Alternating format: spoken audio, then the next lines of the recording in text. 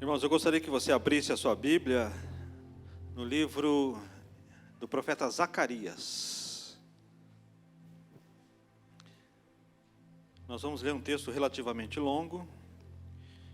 Você pode acompanhar na sua Bíblia, você pode acompanhar aí na sua Bíblia impressa, no seu celular, ou você pode acompanhar aí no telão. No telão é a nova versão internacional, é a mesma que eu vou ler aqui. Mas o que mais importa nesse momento é que você se esvazie de tudo aquilo que nessa hora não convém, para que você possa receber a palavra de Deus. Amém? Amém, irmãos? Muito bem. Você se esvazie de todo preconceito, que se você se esvazie de todo egoísmo, egocentrismo, todo o seu eu, para que a palavra de Deus possa penetrar na sua mente e possa descer no seu coração, e que você possa ser transformado nesta manhã. Tudo aquilo que precisa ser transformado, vamos orar, pedindo para que tudo aquilo que na nossa vida precisa ser transformado. Na minha vida tem muitas coisas que ainda precisam ser transformadas. Mas eu estou aberto para que o Senhor venha e faça aquilo que Ele deseja fazer na minha vida. Que assim sejam as nossas vidas também, nesta manhã. A partir do versículo 1 do capítulo 1 de Zacarias, os irmãos vão acompanhar. Diz assim: no 8º mês do 2º ano do reinado de Dário, a palavra do Senhor veio ao profeta Zacarias, filho de Berequias e neto de Ido.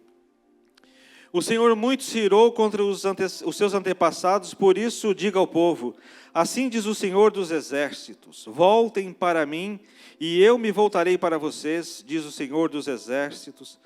Não sejam como os seus antepassados, aos quais os antigos profetas proclamaram: assim diz o Senhor dos exércitos, deixem os seus caminhos e as suas más obras.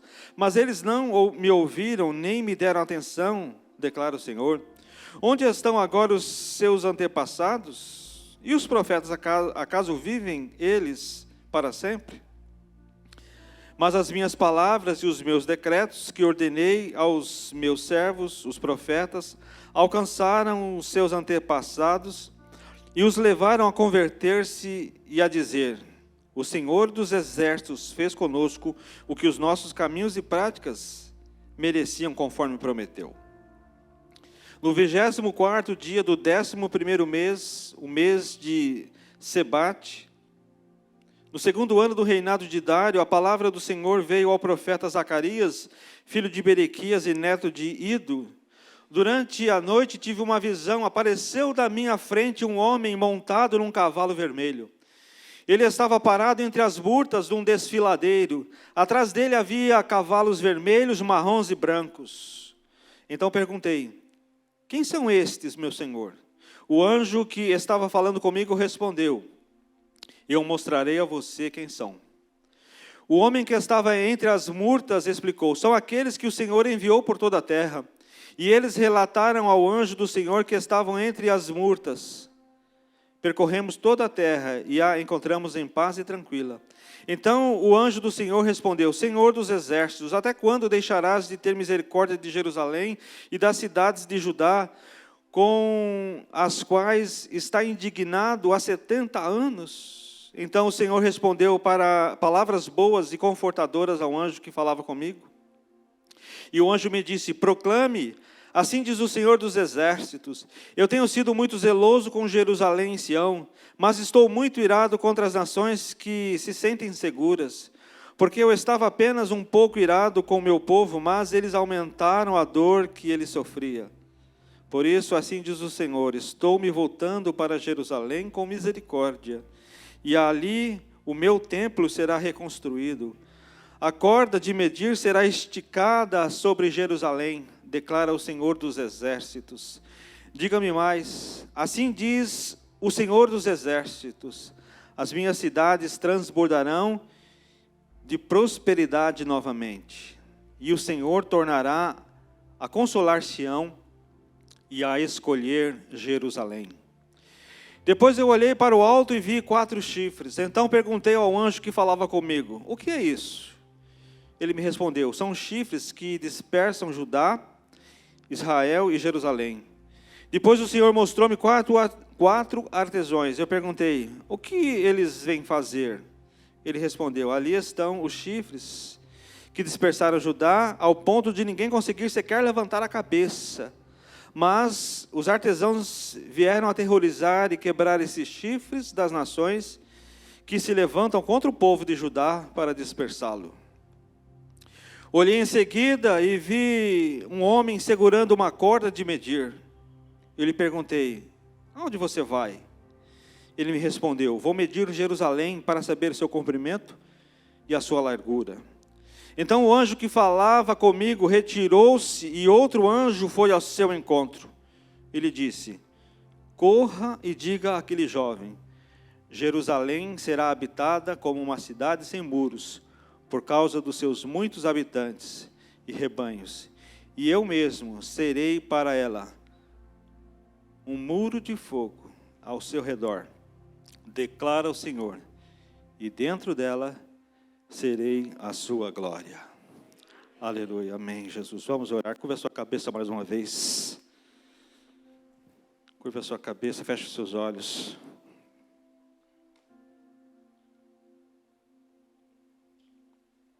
Mais uma vez, Deus, estamos diante da Tua Palavra.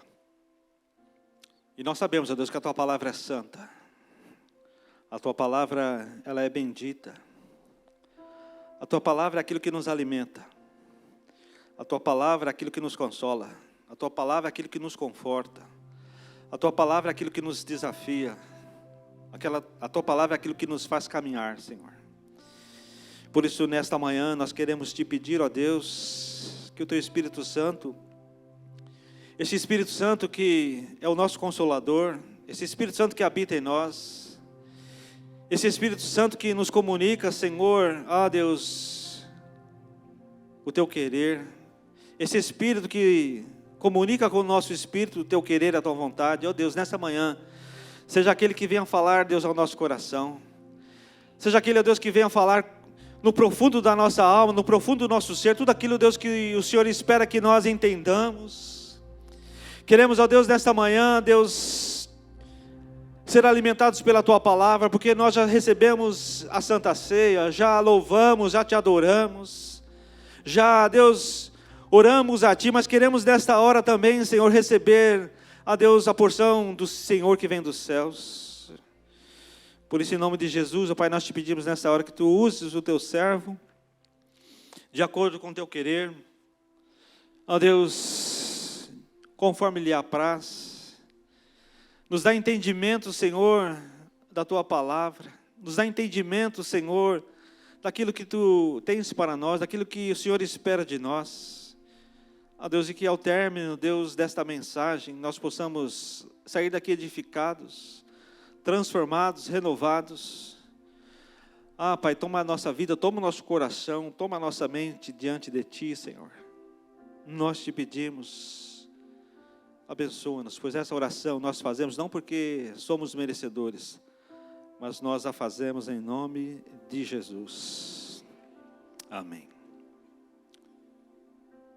No cânon bíblico, ou seja, uma maneira que os cristãos, os homens, acharam de medir se um livro ou se alguns livros eram bíblicos, eram inspirados por Deus. Desse cânon bíblico, o livro de Zacarias faz parte de um grupo denominado profetas menores. São os 12 últimos livros do Antigo Testamento, os profetas menores. Profetas menores não porque eles eram sem importância, mas pelo tamanho dos escritos, pela extensão do tempo em que eles profetizaram, eles são considerados profetas menores.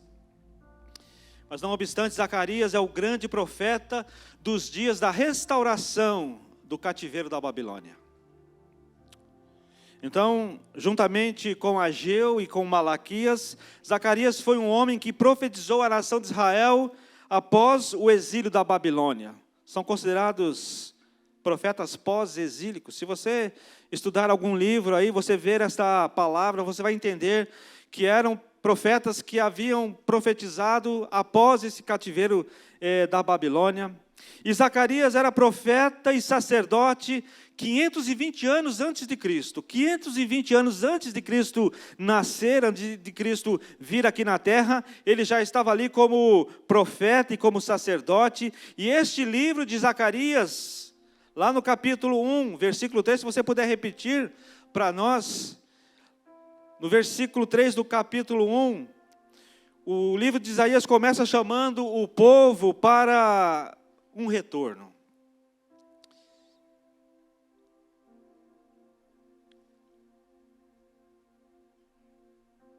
É que o texto que nós lemos é muito comprido.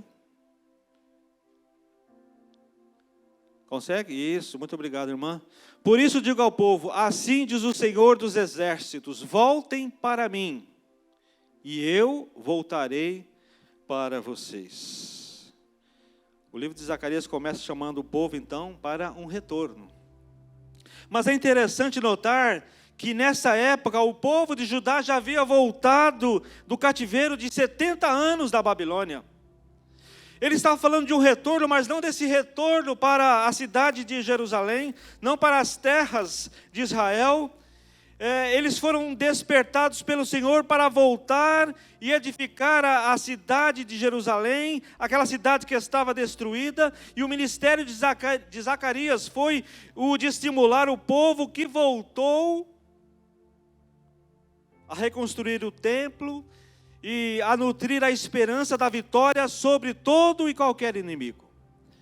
Esta era o ministério, esse foi o ministério de Zacarias. Pode-se dizer que 50 mil judeus que pagaram o preço de abandonar tudo o que eles haviam conseguido na Babilônia, porque mesmo sendo cativos lá, eles tinham as suas casas, eles tinham lá os seus negócios. Mas esse povo, ele pagou o preço de abandonar tudo que haviam conseguido na Babilônia por uma causa: a da edificação, a da reconstrução da casa de Deus, dos muros e da cidade de Jerusalém, que era o povo de Deus. Então houve um retorno. Este aqui, o primeiro.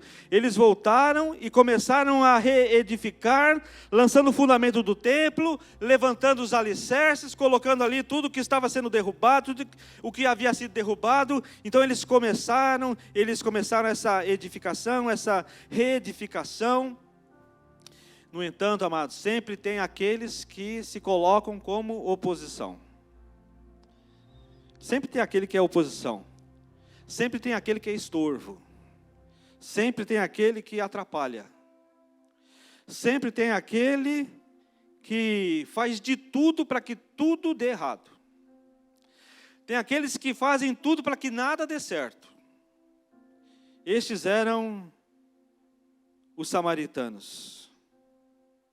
E os samaritanos, eles foram persuadidos, os samaritanos, eles foram estimulados por uma ação maligna de Satanás, para que se opusessem àquela obra de reedificação.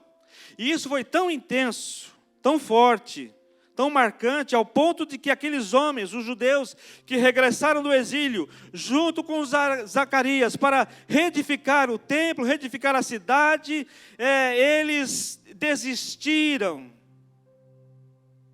eles desanimaram, eles suspenderam a reconstrução, a reedificação da casa de Deus. Eles começaram bem, como eu disse, levantando ali os alicerces, colocando tudo em ordem para reerguer o templo, mas aí vieram os samaritanos. Os samaritanos vieram e, persuadidos pelo inimigo, estimulados pelo inimigo, se opuseram àquela reedificação. Você conhece, amados, alguém que desistiu? Você conhece alguém que desistiu de realizar algo por causa da oposição do inimigo? Você conhece alguém? Eu conheço muitos. Que estavam animados, mas quando veio a primeira oposição desanimaram, ficaram ali desestimulados. Eu conheço várias pessoas, talvez você conhece também, talvez você conhece alguém que numa circunstância semelhante a esta ficou desanimado. Na primeira oposição, no primeiro enfrentamento desistiu, desanimou. Aquele povo ficou assim, como diz lá, os nordestinos, ficou desacorçoado. perdeu a esperança, perdeu o alento, ficou desanimado. Durante cerca de 16 anos, amados, durante cerca de 16 anos, cada um foi cuidar das suas próprias coisas, cada um foi cuidar da sua própria casa, cada um foi cuidar da sua própria vida somente, foi cuidar somente daquilo que era próprio, daquilo que lhe era particular, cada um deles foi cuidar somente dos seus próprios interesses, mas o projeto da reedificação, da restauração, da reconstrução da casa de Deus foi deixado de lado, foi deixado em stand-by, foi deixado ali no modo espera. Sabe o que aconteceu, amados? Deus não ficou contente. Deus não ficou satisfeito com essa atitude, Deus não ficou satisfeito com a postura do povo, então o Senhor reagiu contra essa situação de desânimo, e então vocacionou os profetas Ageu e Zacarias, porque Ageu era contemporâneo de Zacarias. Ele vocacionou esses profetas para agirem, para profetizarem. Primeiro Ageu sacudiu o povo para que eles acordassem, para que saíssem daquele estado de letargia, de depressão, de cansaço, de desânimo espiritual, e fosse preparado para que eles pudessem ver a visão que Zacarias ia mostrar. Por isso a palavra de Deus veio lá ao povo, no capítulo 1, versículo 3 que nós lemos. Se vocês se voltarem para mim, eu voltarei para vós outros. E a primeira lição que eu vejo aqui, a primeira lição que podemos observar aqui, é que o Senhor veio chamar o povo para que voltasse novamente. Não mais da Babilônia, mas que voltasse de um outro tipo de cativeiro. O cativeiro da distração com as suas próprias coisas. Amém? Ele veio chamar o povo para que eles voltassem desse cativeiro. O cativeiro da distração com as suas próprias coisas. O povo havia voltado do exílio, mas não tinham voltado definitivamente para Deus. Na verdade, eles necessitavam voltar plenamente, 100% e confiantemente no Senhor. O povo precisava voltar, e o povo precisava ver, e ao voltar, ter a visão que aparece lá no versículo 8. Eu gostaria que você pusesse aí o versículo 8.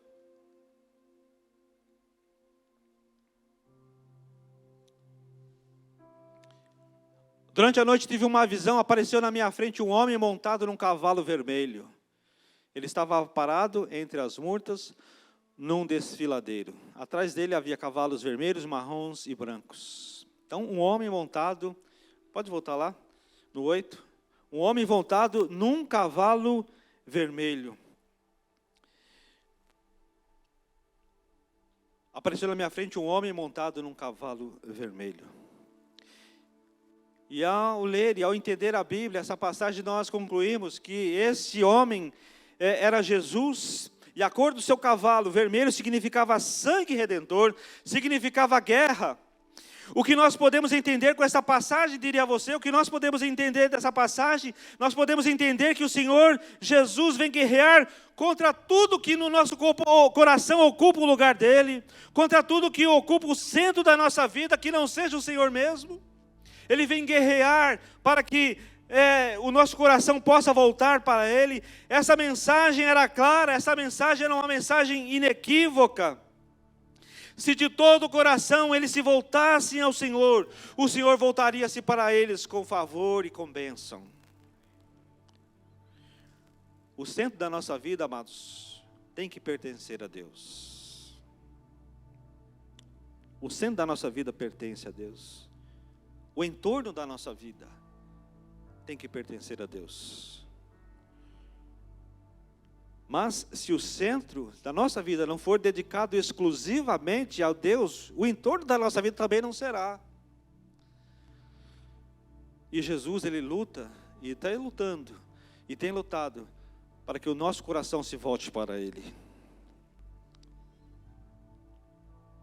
Aquele povo parou, aquele povo desanimou, aquele povo desistiu, porque no centro do seu coração foram colocadas outras coisas, no centro do seu coração foram colocados outros ideais, no centro do seu coração foram colocados outros objetivos, outras metas, no centro do seu coração foram colocados outros planos, outros propósitos. E o resultado nefasto, o resultado sinistro disso é que eles passaram a amar outras coisas além do Senhor. 16 anos eles abandonaram. 16 anos eles foram se preocupar com as suas coisas pessoais. 16 anos eles deixaram o projeto de Deus no modo espera. A visão de Zacarias mostra que o Senhor veio para lutar e tomar de volta o seu lugar no centro do coração e no centro da vida do povo. Deus está lutando para tomar o centro da nossa vida novamente para as suas mãos, para o seu domínio. Amados, não há como edificar ou levar a reedificação adiante se o Senhor não tomar de volta os nossos corações, se o Senhor não tomar de volta o seu lugar nas nossas vidas. E eu vejo, amados, eu percebo que existe uma luta, eu percebo essa luta nos dias de hoje. Eu consigo ver, eu consigo perceber esta luta. Há uma luta por espaço no centro da nossa vida. Há uma luta por espaço no centro do nosso coração. Há uma luta por espaço no centro dos nossos sentimentos. Eu percebo isso nitidamente entre nós. Que muitas vezes nós temos dividido o nosso coração. E eu percebo isso. É importante lembrar que o profeta estava falando para pessoas que já haviam pagado um preço ao regressarem da Babilônia para Jerusalém, que haviam sido despertadas pelo Senhor para essa reedificação do templo, mas que agora estavam paradas, que agora estavam desanimadas, enfraquecidas, estavam desencorajadas devido às circunstâncias. E eu consigo perceber muitas vezes no nosso meio esse desencorajamento, esse desânimo. Porque muitas vezes nós estamos desanimados com tudo aquilo que tem acontecido ao nosso redor e temos pensado somente em cuidar da nossa própria vida, das nossas coisas particulares. Enfraquecemos, desencorajamos, porque as circunstâncias estão nos mostrando que é assim mesmo. Então eu vou pensar um pouco agora da igreja, vou deixar em modo stand-by as coisas da igreja. Deixar ali no modo espera. Vou dar um pause. A voz desse profeta não pode se calar nos nossos dias, amém. Não pode se calar nos dias atuais. Esta mensagem do profeta é para mim e para você, é para nós.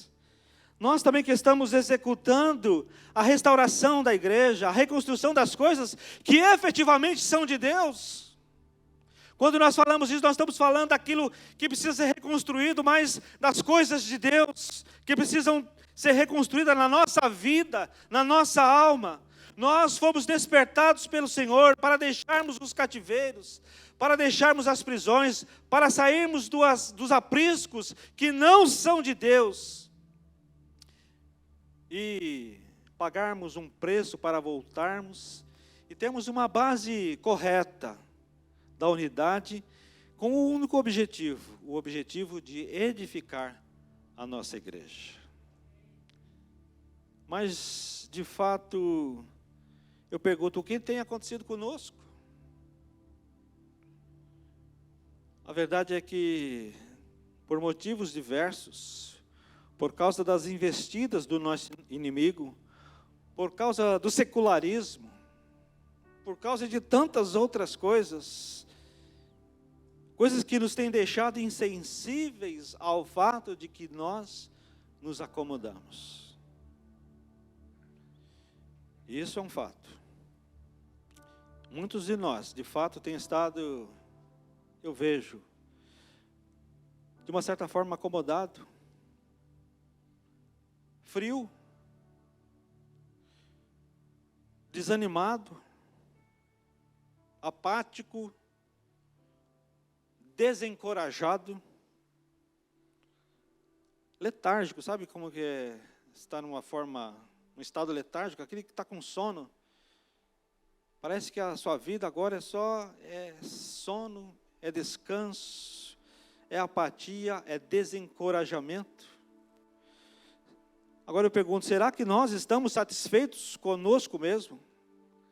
Você está satisfeito com a sua vida?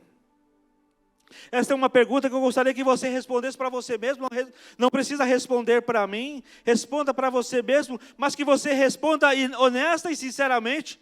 Você está satisfeito com você mesmo? Você está satisfeito com as suas atitudes? Você está satisfeito com o modo de vida que você está vivendo? Eu não estou perguntando se você está satisfeito como pastor. Eu não estou perguntando se você está satisfeito com o líder ou com a liderança. Eu não estou perguntando se você está satisfeito com o louvor, com o ministério do louvor. Eu estou perguntando porque a pergunta tem a ver com você mesmo. Você está satisfeito com você mesmo? Porque muitas vezes quando nós não estamos satisfeitos com os outros, quando nós vemos erros nas pessoas, é porque nós não estamos satisfeitos conosco mesmo. A pergunta é, você tem essa satisfação com a sua vida? E é exatamente pelo fato de nos amar, é que o Senhor nos chama outra vez. É que o Senhor nos vocaciona outra vez. É pelo fato dele nos amar. Ele ama intensamente a sua vida.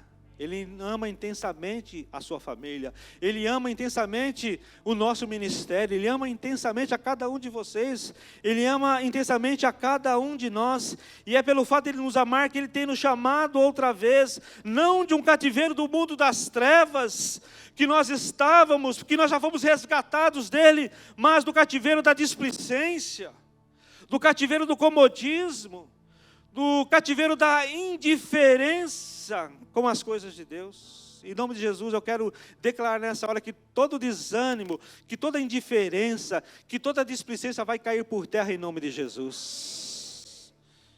Chegou a hora de nós darmos um basta no nosso desânimo. Chegou a hora de nós darmos um basta na nossa displicência. Chegou a hora de nós darmos um basta, irmãos, e querer olhar para as coisas que ficaram para trás e justificar-se nisso para o nosso comodismo. Em nome de Jesus eu quero declarar na sua vida que esse comodismo, que essa ação de ficar indiferente, de ficar displicente vai cair por terra em nome do Senhor Jesus. Você pode dar uma salva de palmas ao Senhor Jesus?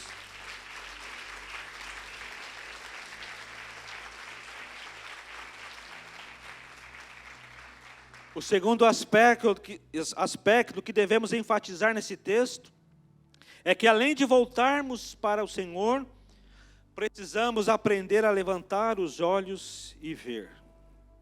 Eu gostaria que você projetasse aí os versículos 1:18 e o versículo 2:1. Não estava muito aí no script, né? Que eu passei para vocês, mas por favor nos ajude aí. Capítulo 1:18. E depois o versículo 1:18 vai dizer: depois eu olhei para o alto e vi 4 chifres. Eu olhei para o alto. E no versículo 2:1 diz: olhei em seguida. Na versão Almeida Revista e Atualizada diz: tornei a levantar os olhos novamente. E em seguida vi um homem segurando uma corda de medir. Olhei para o alto e depois tornei a olhar para o alto. Você quer de fato ver as coisas de Deus? Então a palavra de Deus diz assim: levante os seus olhos e veja.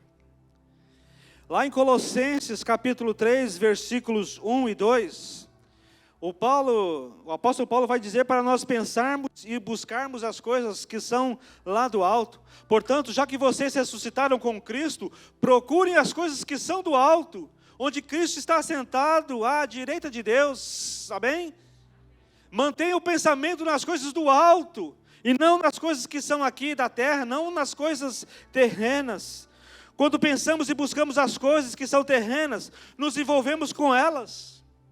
Nos misturamos a elas, nos contaminamos com elas, e elas passam a tomar conta do nosso coração. Quando nós temos os nossos olhos fitos, colocados na terra, nas coisas terrenas, nós somos contaminados por essas coisas terrenas. Por isso a primeira visão que o profeta Zacarias teve foi a de Cristo guerreando para tomar o lugar dele no centro da nossa vida, pois o nosso coração deve pertencer somente a Deus. Então agora precisamos tirar os nossos olhos da terra, precisamos tirar os nossos olhos do chão, ou seja, de uma perspectiva distante das coisas espirituais, de uma perspectiva distante das coisas de Deus. Precisamos parar de olhar somente para os problemas pessoais. É claro que nós temos os nossos problemas, e nós precisamos resolver os nossos problemas. O problema é quando nós nos concentramos somente nos nossos problemas pessoais, os da igreja, no sentido das pessoas que compõem a igreja. Porque, amados, eu quero dizer uma coisa para você. Eu acho que você já ouviu, mas eu vou falar de novo. Não existe igreja perfeita, irmãos. Não existe, porque não existe homem perfeito. Às vezes a pessoa assim, eu vou sair dessa igreja porque eu vou para outra igreja, uma igreja que é perfeita. Então, irmão, se você conhece alguma igreja perfeita, não vá para ela, por favor. Porque se você for, você vai estragar ela. Se você entrar naquela igreja, ela deixou de ser perfeita. Não existe, amados, não existe essa igreja perfeita. Não existe essa igreja perfeita. Precisamos parar de olhar somente para os defeitos dos nossos irmãos. Ah, fulano é assim, Beltrano é assado, Cicrano nem se fala. Precisamos tirar os nossos olhos disso. Precisamos erguer os nossos olhos, olhar para o alto, olhar para além, olhar para as coisas de Deus, ver na verdade como são as coisas eternas. Nos lançarmos nas mãos de Deus para vislumbrarmos as coisas espirituais, as coisas que Deus tem para nós, visualizarmos as coisas do Evangelho, aquilo que Deus espera de nós. Vamos tirar os nossos olhos das pequenas coisas, das picuinhas. Vamos olhar além, vamos olhar para o alto. O nosso desejo deve ser como a ação do profeta, levantar os olhos e torná-lo a levantar. Esse é um processo contínuo. Levantar e continuar levantando. De fato, muitas coisas nesta terra têm desviado a nossa atenção das coisas de Deus. Tem atraído e desviado os nossos olhares, o nosso olhar. Temos que levantar os olhos, mas não uma única vez, precisamos tornar a levantá-los. Diz a palavra de Deus, ele levantou os olhos, eu levantei os olhos e vi. Depois lá no versículo 2:1, tornei a levantar os olhos e vi. Amados, quando estamos desanimados, quando nós estamos desencorajados, quando estamos parados, sem ação, nós pregamos isso domingo passado. Quando quando achamos que ainda não é tempo de recomeçar, quando achamos que ainda não é tempo de começar a edificar, quando achamos que não chegou a hora, isso é um sinal de que os nossos olhos estão colocados, estão postos no chão, naquilo que é terreno, naquela perspectiva que não é dos céus. Lá no livro do profeta Ageu, capítulo 1, os versículos 2 e 3, a palavra de Deus vai dizer, no primeiro, vamos começar, assim diz o Senhor dos exércitos, este povo afirma, ainda não chegou o tempo de reconstruir a casa do Senhor. Por isso a palavra do Senhor veio novamente por meio do profeta Ageu. Dá para o 4, isso. Acaso é tempo de vocês morarem em casa de fino acabamento, enquanto a minha casa continua destruída?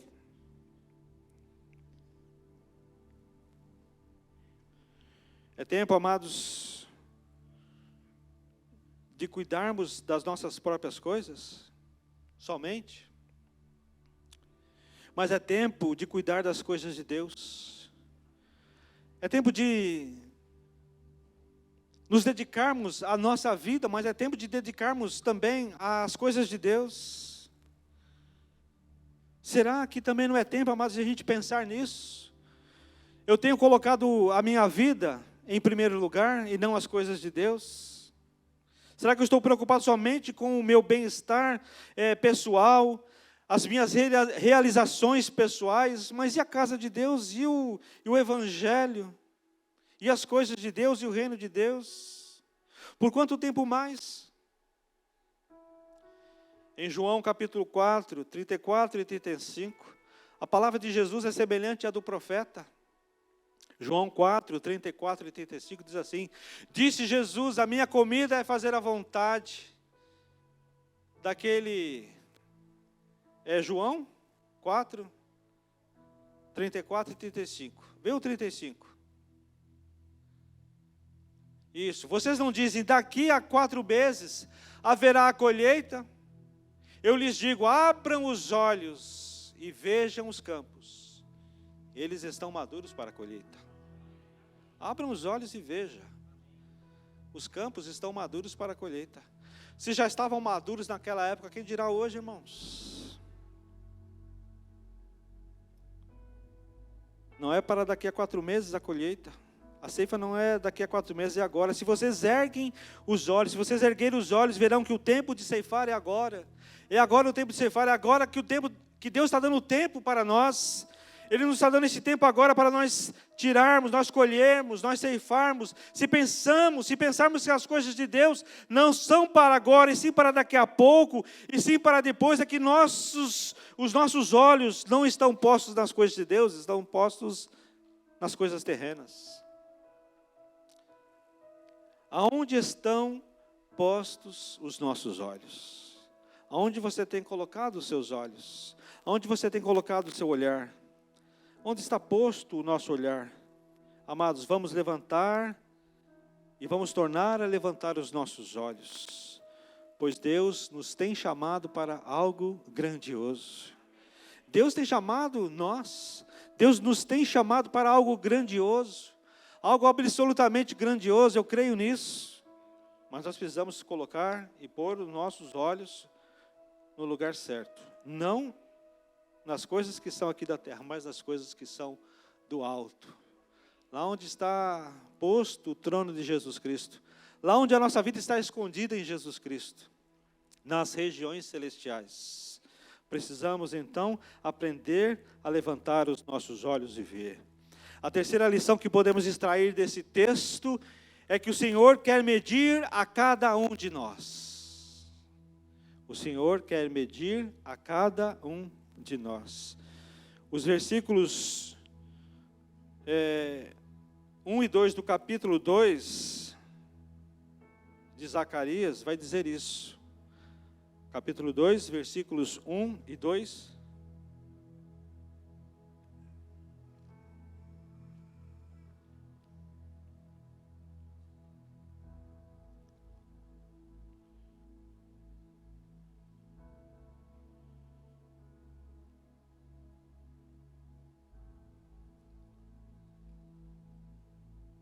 Isso, obrigado. Então, olhei em seguida e...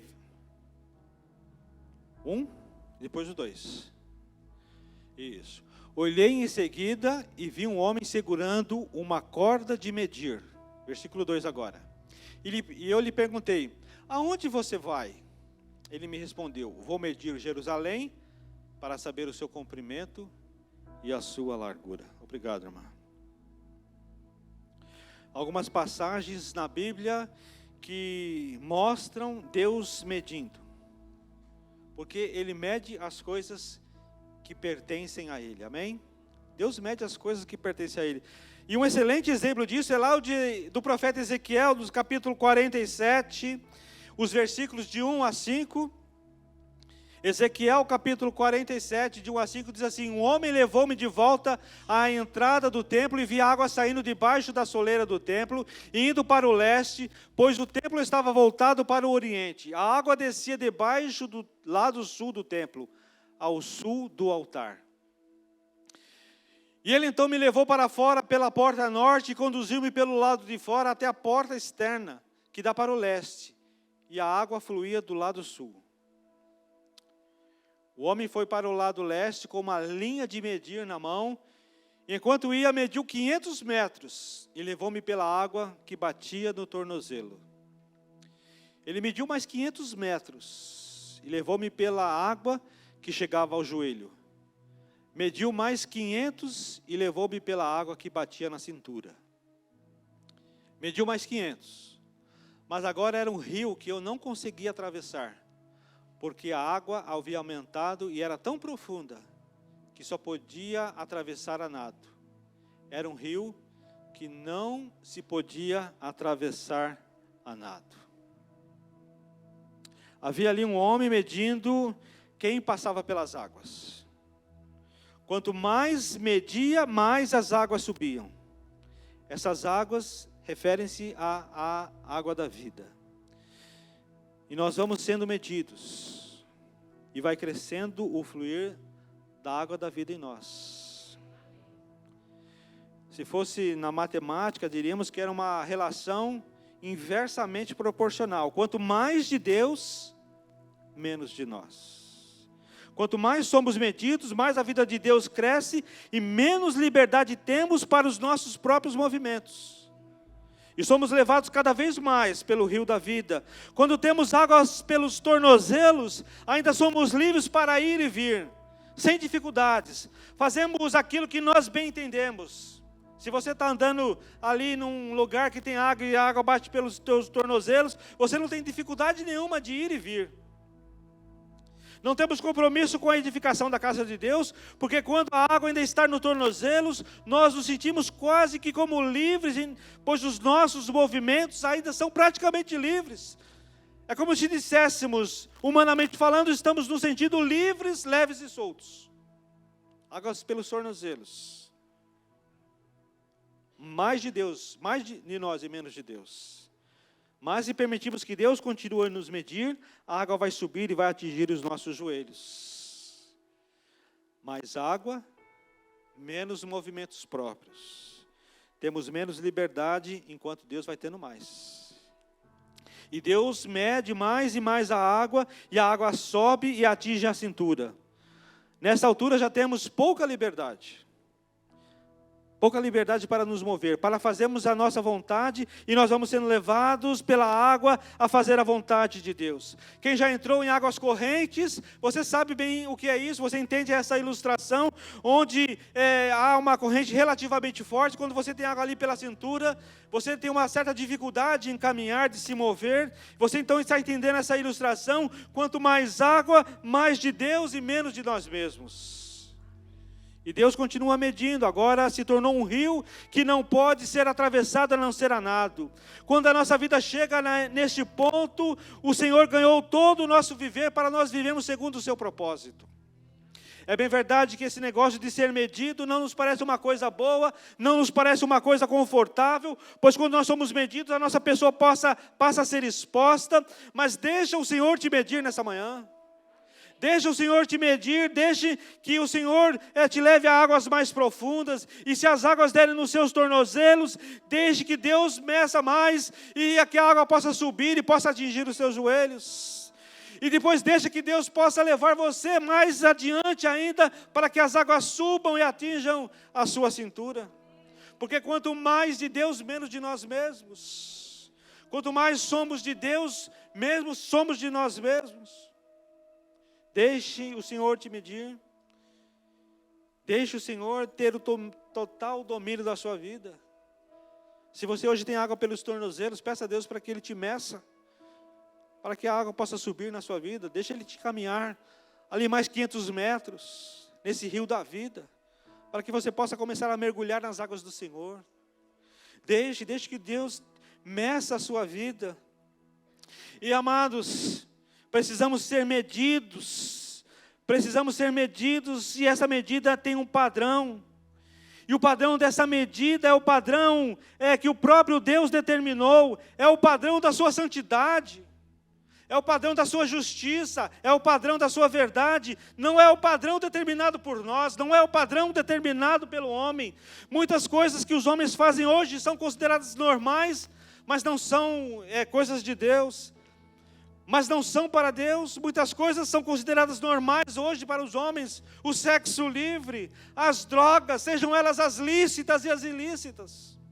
As pessoas acham assim, eu não fumo maconha, mas um cigarrinho não tem problema. Se eu estiver ali num bar tomando cerveja com meus amigos, qual o problema? Se eu voltar travado para casa, qual o problema? Tantas outras coisas. Rebeldia.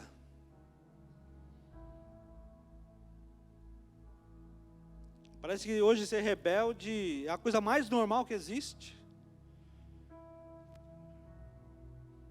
Tantas outras coisas, mas nós podíamos falar. Mentira. Parece que a mentira às vezes tomou conta do nosso ser, a gente mente como se estivéssemos falando a verdade. Em outras palavras, a medida que devemos nos submeter não tem nada a ver com os padrões do homem, pois muita coisa é errada, muita coisa é imoral, muita coisa é vergonhosa, e essas coisas muitas vezes são consideradas normais. Deixa Deus medir com o padrão dele, que é o padrão da santidade. E nós devemos ser submetidos a essa medida do padrão de Deus, porque é isso que importa para nós cristãos, irmãos. Nós somos cristãos, nós somos crentes. É isso que importa para nós, é isso que tem valor para nós. O medir de Deus hoje é oculto na nossa vida, na nossa comunhão com Deus, na nossa comunhão com Ele, na comunhão com algum irmão, numa palavra de Deus pregada, numa reunião qualquer. Muitas vezes Ele está nos medindo ali, e devemos ser submetidos a essa medida. Hoje Deus está medindo você, e a medida que Ele deseja que você alcance é a estatura da plenitude de Cristo. Efésios 4:13, Paulo vai dizer isso. Até que todos alcancemos a unidade da fé e do conhecimento do Filho de Deus. E olha só, cheguemos à maturidade, atingindo a medida da plenitude de Cristo. Amados, nós estamos num processo. Eu e você estamos num processo. E esse processo termina quando a gente alcança a unidade da fé, do conhecimento do Filho de Deus. Quando chegamos à maturidade. Quando atingimos a medida da plenitude de Cristo. Deixe Deus medir você, meu irmão. Deixe Deus te levar para águas profundas.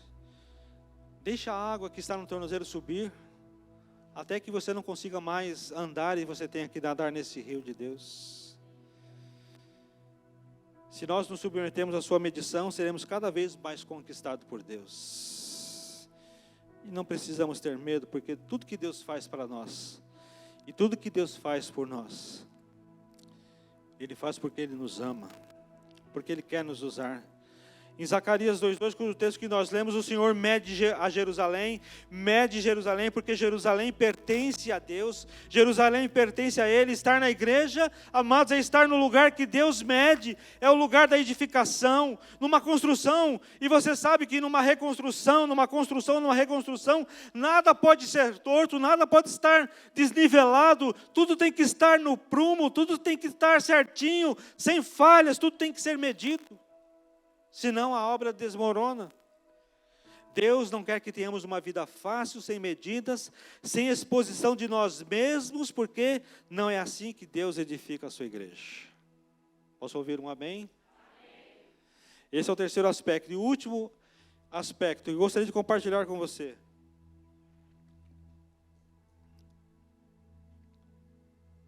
É que Deus tem pressa na restauração da sua casa.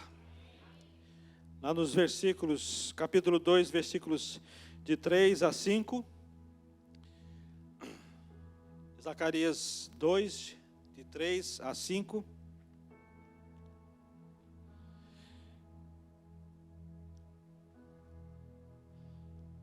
Então o anjo que falava comigo retirou-se e outro anjo foi ao seu encontro. E disse, corra e diga àquele jovem, Jerusalém será habitada como uma cidade sem muros por causa dos muitos habitantes e rebanhos. Eu mesmo serei para ela um muro de fogo ao seu redor, declara o Senhor, e dentro dela serei a sua glória. No versículo 4 ele diz, corra e diga. Quando Zacarias teve as visões, o templo de Jerusalém ainda estava em ruínas. Perceba isso. Quando ele teve essa visão, o templo estava em ruínas. pois aquelas obras de reedificação haviam sido suspensas, estavam paradas. A casa de Deus estava desolada, mas ele diz: Jerusalém será habitada. Ao olhar para Jerusalém, podia-se ver apenas casas destruídas, casas queimadas, coisas destruídas, quebradas, queimadas, muito estrago, muita ruína. Mas a ordem era: corra e diga, corra e fale. Em vez de criticarmos a igreja, em vez de criticarmos a liderança, em vez de falarmos que isso tudo está errado, em vez de falarmos que isso tudo está... deixa eu usar uma expressão chula aqui, irmãos, me perdoa, mas tudo está uma droga, tudo está uma porcaria, como nós ouvimos recentemente alguém falando. Tudo está uma porcaria. O profeta Zacarias tinha tudo para não anunciar, tudo para não propagar essa mensagem, mas ele não olhou para as circunstâncias adversas. Ele olhou para tudo destruído e falou assim: Jerusalém vai ser habitada. Corra e diga. Muitas vezes nós temos olhado a situação atual, temos olhado as cadeiras vazias, temos olhado as reuniões vazias. Às vezes nós só enxergamos, conseguimos enxergar a desolação, a ruína, mas a palavra de Deus diz assim: corra e diga àquele jovem, vai, anuncie aquele jovem, Jerusalém será habitada, e o Senhor será como um muro de fogo, aleluia. O Senhor será como um muro de fogo, todo aquele que quiser entrar vai ter que atravessar o fogo. O fogo irá queimar tudo aquilo que não serve. Eu serei como um muro de fogo. Pode ser que ao receber um incentivo, queremos edificar a qualquer preço, a qualquer custo, a qualquer jeito. Lá em 1 Coríntios 3, de 10 a 3, já estamos terminando, diz assim: conforme a graça de Deus que me foi concedida, eu, como sábio construtor, lancei o alicerce, e outro está construindo sobre ele. Contudo, veja cada um como constrói. Porque ninguém pode colocar outro alicerce além do que já está posto, que é Jesus Cristo. Se alguém constrói sobre esse alicerce, usando ouro, prata, pedras preciosas, madeira, feno ou palha, sua obra será mostrada, porque o dia a trará a luz, pois será revelada pelo fogo, que provará a qualidade da obra de cada um. Se tentarmos edificar com madeira, com feno ou com palha, o fogo vai construir, porque Deus, Ele é um muro de fogo. Se tentarmos edificar com ouro, prata ou pedra preciosa, o fogo vai purificar. Se quisermos edificar sem comunhão com Deus, se quisermos edificar, mas somos vaidosos, se só fazemos as coisas para recebermos elogios, se só fazemos as coisas se formos líderes, se estivermos à frente, se formos o destaque, se nós tivermos algum cargo, se só as minhas ideias prevalecerem, eu digo, o fogo vai queimar. Então, amados, vamos edificar com os materiais certos, porque o resultado disso será: ou tudo vai sair queimado, ou tudo vai sair purificado e brilhando. Então vamos ser inteligentes, espiritualmente falando, vamos construir com aquilo que há de melhor. Vamos edificar com aquilo que há de melhor, com ouro, prata, com pedras preciosas, porque isso o Senhor vai purificar, isso o Senhor vai trazer o brilho, vai purificar cada vez mais.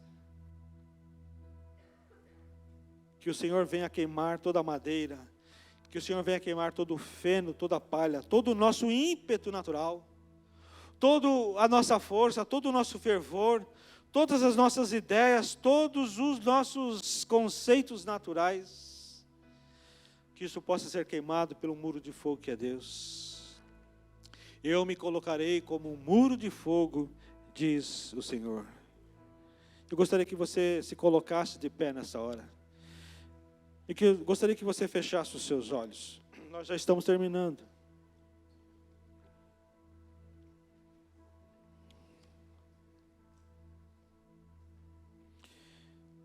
E Deus quer, amados, estar ocupando o centro do seu coração. Deus quer estar ocupando o centro da sua vida. Porque Deus não quer dividir espaço. Ele não quer dividir esse espaço com mais ninguém. Ele não quer dividir esse espaço no teu coração com mais nada e com mais ninguém. Ele quer estar no centro da sua vida. Ele quer estar no centro do seu coração. Para que o seu coração seja totalmente dominado por Ele. Para que o centro da sua vida seja dEle. Para que o entorno da sua vida também seja dEle. Então não se distraia com outras coisas. Não se distraia como aquele povo se distraiu. Quando aquele povo que foi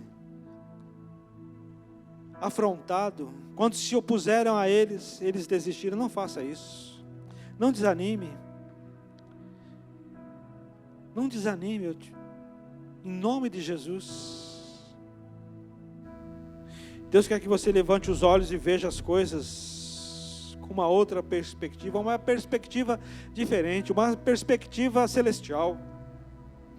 Então busque as coisas que são lá do alto, pense nas coisas que são lá do alto, pense nas coisas que são eternas, pense nas coisas que são de Deus, pense nas coisas onde Jesus Cristo tem colocado o seu trono, pense nas coisas que são lá do alto, em nome de Jesus. Não se distraia com as questões terrenas, deixa Deus te medir, para que você possa ser mais dele e menos de você mesmo. Que a sua vida seja totalmente, inteiramente guiada pelo Espírito Santo. Que você mergulhe neste rio do Espírito Santo, nesse rio da vida, neste rio que é de Deus, neste rio que flui do trono de Deus. Deixa Ele te levar. Deixa Ele te levar 500 metros. Deixa Ele te levar mais 500 metros. Deixa Ele te levando para que a água possa ir subindo. Quanto mais água de Deus, menos de você. Quanto mais de Deus, menos de você. Quanto menos de você, mais de Deus. Se entregue nas mãos de Deus nessa manhã. Se entregue ao favor de Deus nessa manhã. Se entregue à obra de Deus, à vontade de Deus. Deus tem pressa, amados. Deus tem pressa nessa reconstrução. Na reconstrução daquilo que é dele. Que é só dele. E que desmoronou. Ele conta com você. Ele conta com você nessa reconstrução. Ele conta com você nessa edificação da casa dele. Ele conta com você na edificação da sua igreja. Deus, Tu tens a nossa vida nesta manhã. Tu tens, a Deus, a vida de cada irmão aqui, Senhor. O Senhor olha, Deus, para dentro de nós. O Senhor olha para dentro do nosso coração. Tu sabes, Deus, todas as coisas. Tu nos conhece. Tu sondas, ó Deus. Tu sondas a nossa mente. Tu sondas, ó Deus, o nosso coração, Senhor. Tu sabes todas as coisas. Ah, Deus, nós não conseguimos enganar o Senhor. Nós não conseguimos mentir para o Senhor. Tu conheces, ó Deus, as nossas intenções. Tu conheces, ó Deus, o nosso desejo. Tu conheces, ó Deus, a nossa motivação. Nesta hora, Pai, em nome de Jesus, eu quero te pedir, ó Pai, que as Tuas mãos santas e poderosas estejam sendo estendidas sobre nós, sobre a nossa mente, Senhor, sobre o nosso coração, sobre todo o nosso ser. Em nome de Jesus Cristo, Pai, nesta manhã queremos te pedir, Senhor, que o Senhor venha tirar de nós, ó Deus, toda a indiferença, ó Deus, todo o cansaço, todo o desânimo. Ó Deus, que Tu venhas tirar de nós, ó Pai, tudo aquilo, ó Deus, que tem contribuído para que a gente não prospere, Senhor. Ah, Deus, arranca de nós a indiferença, arranca de nós o cansaço, arranca de nós, ó Deus, a apatia. Em nome de Jesus Cristo, ó Pai, agora, Senhor, que nós temos que nos fazer fortes. Agora que nós temos que nos fazer, ó Deus, pessoas fortes. É nos momentos, ó Pai, que sentimos fracos, que precisamos da Tua força, ó Pai. Por isso nos ajuda, Senhor, a sairmos desse estado de sonolência espiritual. Ah, Pai, desse estado de letargia, Senhor, ministerial. Nós não queremos isso para a nossa vida. Nós não estamos conformados. Nós não estamos satisfeitos conosco mesmo, Senhor. Por isso nós te pedimos nesta hora, ó Pai. Ah, Deus, a ousadia vinda dos céus. Ah, Deus, nós pedimos, ó Deus, agora, Senhor, um derramar, um fluir do Teu Espírito Santo sobre a nossa vida, sobre o nosso coração. Tira de nós, ó Pai, tudo aquilo que nos impede. Tira de nós toda a decepção. Tira de nós, ó Deus, toda a frustração. Ah, Deus, em nome de Jesus, queremos olhar para Ti. Como diz aquela música, eu só quero ver Você, Senhor. Eu só quero olhar para os céus e contemplar o Senhor. Eu só quero olhar para os céus e contemplar, ó Deus, o Evangelho. Eu só quero olhar, ó Deus, para o alto e contemplar, Senhor, aquilo que Tu tens reservado para nós. Aquilo que o Senhor tem reservado para nós como igreja. Aquilo, Senhor, que o Senhor tem reservado para nós como filhos de Deus. Não queremos, ó Deus, olhar, ó Deus, caminhar a nossa vida, ó Deus, olhando para baixo, olhando para as questões terrenas, nos envolvendo, Senhor, nos contaminando com tudo aquilo, Senhor, que é temporal. Nos ajuda, Deus, a olharmos para aquilo que é eterno.